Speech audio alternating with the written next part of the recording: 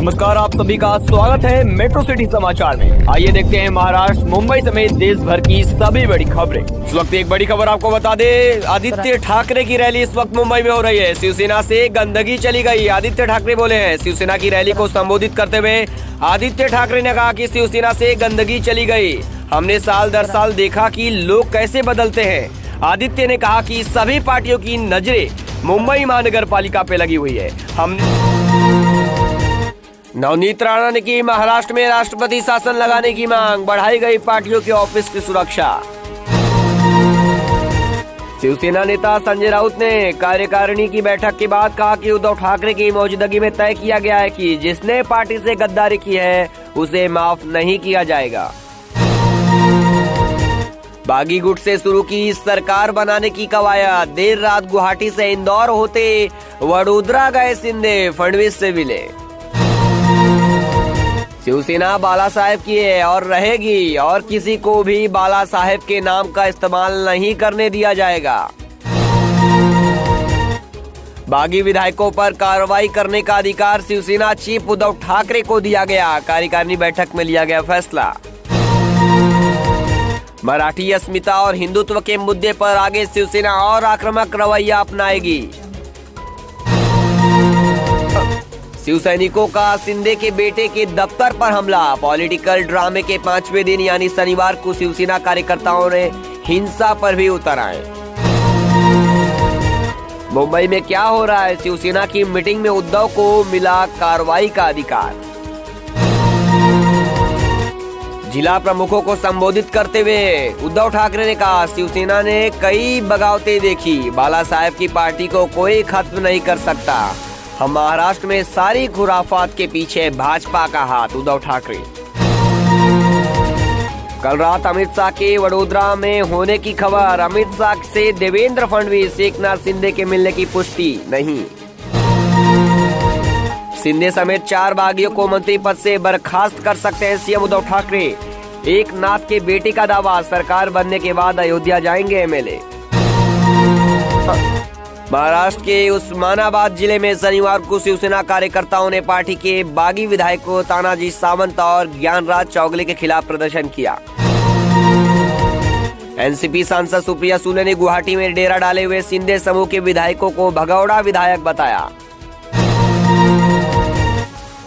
शिवसेना की राष्ट्रीय कार्यकारिणी की बैठक के बाद महाराष्ट्र के मंत्री आदित्य ठाकरे ने कहा कि सच और झूठ के बीच इस लड़ाई में हम जीतेंगे और सच्चाई की जीत होगी। गुवाहाटी में पूर्व मंत्री और एकनाथ शिंदे के समूह के सदस्य दीपक केसकर ने कहा कि हमने शिवसेना को नहीं छोड़ा है और उद्धव ठाकरे के खिलाफ कुछ भी नहीं है। महाराष्ट्र में सियासी घमासान के बीच एकनाथ शिंदे के बेटे श्रीकांत शिंदे ने दावा किया है कि शिवसेना विधायक गुजरात से जल्द लौटेंगे, महाराष्ट्र में सरकार बनाएंगे। राष्ट्रीय कार्यकारिणी में यह भी प्रस्ताव पास किया गया है कि एकनाथ शिंदे गुट द्वारा अपने कैंप का नाम शिवसेना बाला ठाकरे करने के खिलाफ शिवसेना चुनाव आयोग से शिकायत करेगी। शिवसेना को किसी ने हाईजैक नहीं किया है, शिवसेना को एनसीपी कांग्रेस ने हाईजैक किया है, दीपक केसकर। बागी विधायकों के खिलाफ एक्शन मूड में शिवसेना, एकनाथ शिंदे ग्रुप के बागी विधायकों के खिलाफ शिवसेना अब एक्शन मूड में आ गई है। सूत्रों के मुताबिक शिवसेना के बागी नेताओं को शिवसेना के सभी पदों से निलंबित कर दिया जाएगा। सूत्रों का यह भी कहना है कि जो मंत्री हैं उन्हें मंत्री पद से भी हटा दिया जाएगा। हिंसा पर उतरी शिवसेना, शिंदे की करीबी विधायक सावंत के घर तोड़फोड़, उद्धव ने बुलाई हाई लेवल मीटिंग। महाराष्ट्र में सियासी उठापटक के बीच 5वें दिन शिवसेना कार्यकर्ताओं ने एकनाथ शिंदे गुट के विधायक तानाजी सावंत के घर पर तोड़फोड़ की है। अगली बड़ी खबर आपको बता दें, तोड़फोड़ शिवसेना सांसद संजय राउत की चेतावनी के कुछ घंटों के बाद सावंत के घर पर तोड़फोड़ हुई है। एकनाथ शिंदे ने कहा कि विधायकों की सुरक्षा हटा ली गई है, अगर उनके परिवार को कुछ हुआ तो उसके लिए उद्धव और आदित्य ठाकरे जिम्मेदार होंगे।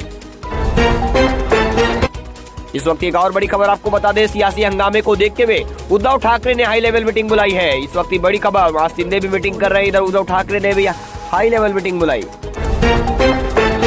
गुवाहाटी में बागी विधायकों की मीटिंग के बाद एकनाथ शिंदे ने शिवसेना के 38 विधायकों की सूची जारी की।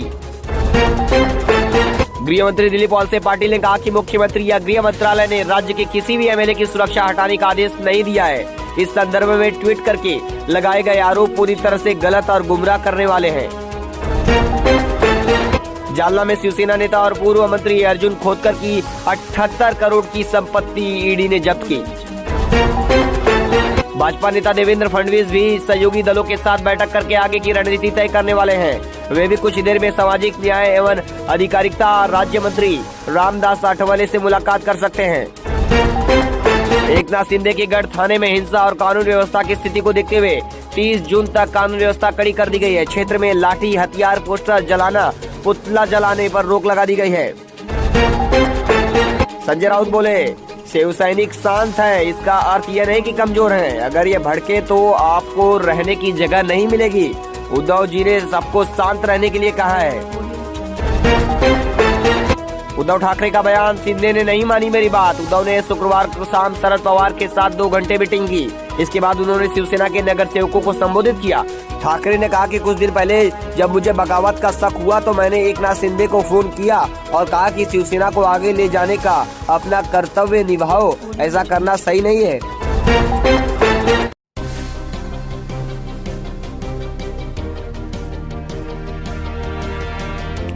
महाराष्ट्र के सियासी संकट पर ऑल इंडिया मजलिस-ए-इत्तेहादुल मुस्लिमीन के चीफ असदुद्दीन ओवैसी ने अपनी प्रतिक्रिया दी है। उन्होंने कहा कि हम पूरे घटनाक्रम पर नजर रख रहे हैं। ये शिवसेना का अंदरूनी मामला है, महाविकास अघाड़ी को विचार करना चाहिए। ओवैसी ने कहा कि महाराष्ट्र में जो कुछ भी हो रहा है वो एक तरह से बंदरों का नाच लग रहा है। जैसे बंदर एक डाल से दूसरे डाल पर कूदते हैं, वैसे ही शिवसेना के बागी विधायक इधर से उधर कूद रहे हैं।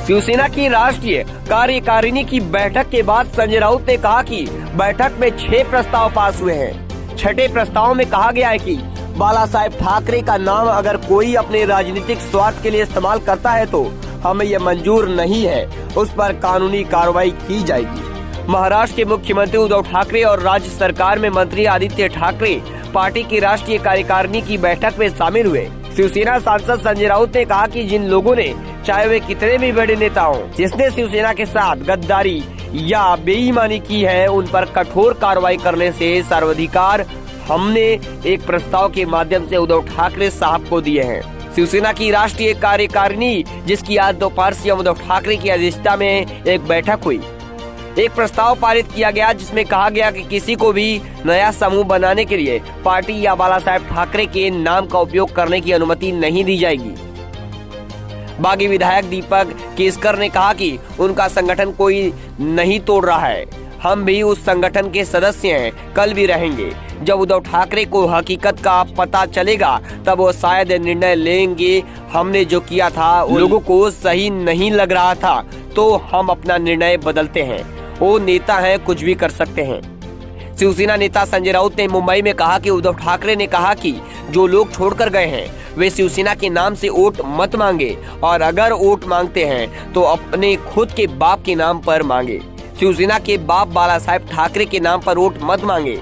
संजय राउत के बयान पर बागी विधायक दीपक केसकर ने कहा कि संजय राउत जो बात कही है हम इस बारे में जरूर सोचेंगे। हमारा नाम तो शिवसेना ही है। अगर उन्हें लगता है कि उसने कुछ नहीं जोड़ना तो हम उसको शिवसेना बोलेंगे, हम उनका आदर करेंगे। महाराष्ट्र में बागी विधायकों के कार्यालयों और आवासों पर हमलों की घटना का जिक्र करते हुए केसकर ने कहा, हम मुख्यमंत्री से यह भी कहना चाहते हैं कि वो अपनी संवैधानिक जिम्मेदारी निभाएं और सुनिश्चित करें कि हिंसा ना हो। हम वापस लौटने में सुरक्षित महसूस नहीं कर रहे हैं क्योंकि अपराधियों के खिलाफ कोई कार्रवाई नहीं की जा रही है। आज जिस तरीके से हमारे महाराष्ट्र में जो परिस्थितियां निर्माण हुई हैं, एकनाथ शिंदे गुट और बाला साहेब को के विचारों पे चलने वाला जो एक ग्रुप है वो एकनाथ शिंदे जी के साथ में अलग तरीके से निकलकर आज गुवाहाटी में बैठा है। उद्धव ठाकरे जी ने रिजाइन तो दिया नहीं, घर छोड़ दिया। घर छोड़ने के बाद गवर्नमेंट के लिए, सरकार के लिए इतने ज्यादा अग्रेसिव पने से बाहर अपने रिप्रेजेंट करने वाले जो राज्यसभा मेंबर है संजय राउत जी को इस तरीके से बयान देने लगाते हैं कि सिक्योरिटी पूरे एमएलएस की निकाल लेते हैं जो इनके ग्रुप को छोड़कर ओरिजिनल शिवसेना निर्माण करने के लिए बाहर गए हैं।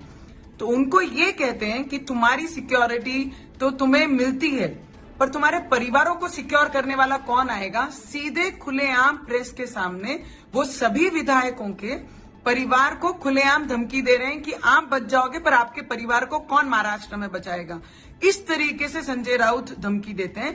तानाजी सावंत जो विधायक हैं महाराष्ट्र के, आज उनके ऑफिस में ऐसे कई उद्धव ठाकरे के गुंडे भेजकर उन्हें तोड़फोड़ किया। मुझे एक प्रश्न उद्धव ठाकरे जी को पूछना है, बड़ा आदरणीय बाळा साहेब ठाकरे जी के एक भी स्पीच में, एक भी विचारधारा में आप कहीं बैठते हैं क्या? 56 साल उनके शिवसेना हेच आहे। जर ती वेळ आली की काँग्रेस सोबत जाऊन त्यांच्यासोबत जर मला सत्ता बांधायची असेल तर त्या दिवशी मी माझी शिवसेनाची दुकान बंद करन। त्यांच्या प्रत्येक वाक्य या लाईनवर होता। एकही भाषण तुम्ही दाखवून द्या की त्यांनी सांगितलं की मी जाऊन काँग्रेस सोबत सत्ता मध्ये बसन म्हणून। आज तुम्ही खुलेआम तुमच्या गुंडागर्दीचे 2.5 वर्षामध्ये आमच्यासोबत अन्याय केला, आमच्यावर अन्याय केला, हनुमान चालीसा वाचला म्हणून आम्हाला जेलामध्ये पाठवलं, देशद्रोह लावलं। आज तुम्ही सगळ्या आमदारांच्या परिवाराला खुलेआम धमकी देवाला लावतात की त्यांना मारून टाकू म्हणून। मी केंद्रीय मंत्री आमचे अमित शहाजींना मी विनंती करन की जेवढेही आमदार इथून त्या ओरिजिनल शिवसेनाचे गुटामध्ये म्हणजे एकनाथ शिंदेचे गुटांमध्ये गेलेले आहे त्यांना सगळ्यांचे परिवाराला आपण सिक्युअर केला पाहिजे। त्याच्यासाठी आपण आपली यंत्रणा केंद्राची वापराव आणि लवकरात लवकर आमची महाराष्ट्रामध्ये राष्ट्रपती शासन लाव, ज्या कारणाने हे गुंडेशाही उद्धव ठाकरेची लवकरात लवकर बंद झाली पाहिजे आणि आमची महाराष्ट्राची जनता हे उद्धव ठाकरेच्या गुंड्याकडनं सिक्युअर राहिली पाहिजे। एवढी विनंती मी अमित शहाजींना नक्की करते की या सगळ्या आमदारांच्या परिवाराला, कुटुंबाला। आज या पद्धतीने संजय राऊतजींनी जे बयान दिलेलं आहे आणि एकनाथ शिंदे गुटांमध्ये जे ओरिजिनल शिवसेना आहे, जे बाळासाहेबांसोबत ज्यांनी काम केलं ते एकनाथ शिंदे साहेब आणि त्यांच्यासोबत जे खरे शिवसैनिक आहे, जे हिंदुत्ववादी आहे, ज्यांनी हिंदूसाठी गेल्या कितीक वर्षापासून काम केलं आणि लोकांचं प्रतिनिधित्व केलं, आज ते गट उद्धव ठाकरेकडनं दूर गेला आणि बाळासाहेबांचे विचार जिवंत ठेवले पाहिजे म्हणून ते गुटाला बाजूनी करून त्यांनी सांगितलं आम्ही उद्धव ठाकरेचे सैनिक नाही, आम्ही बाळासाहेबांचे सैनिक आहोत। पण हे पाहताना सत्ता लांब जात आहे म्हणून जे उद्धव ठाकरेची विचारधारा गेल्या 2.5 वर्षापासून जे गुंडे उद्धव ठाकरेंनी निर्माण केले एवढ्या वर्षामध्ये, त्यांचा वापर उद्धव ठाकरे या महाराष्ट्रामध्ये करत आहे। आणि तेच भाषा आज Sanjay Raut as a Rajya Sabha member responsible person म्हणताय की आमदारांना सिक्युरिटी आहे पण त्यांच्या परिवाराला, कुटुंबाला नाही। म्हणजे आपला म्हणण्याचा अर्थ काय आहे संजय राऊतजी, की आपण त्यांच्या परिवारांना मारणार आहे काय? सरळ त्यांच्या परिवारावर निशाणा साधून तुम्ही त्यांना सरळ सरळ धमकी देताय की त्यांना आम्ही मारून टाकू म्हणून जर तुम्ही आमच्यासोबत परत नाही आले तर। आज एक आमदाराचे रिस्पेक्टेड आमदार जे एवढे वर्षाचा सिनियर आमदार आहे ते एकनाथ शिंदेचे गुटांमध्ये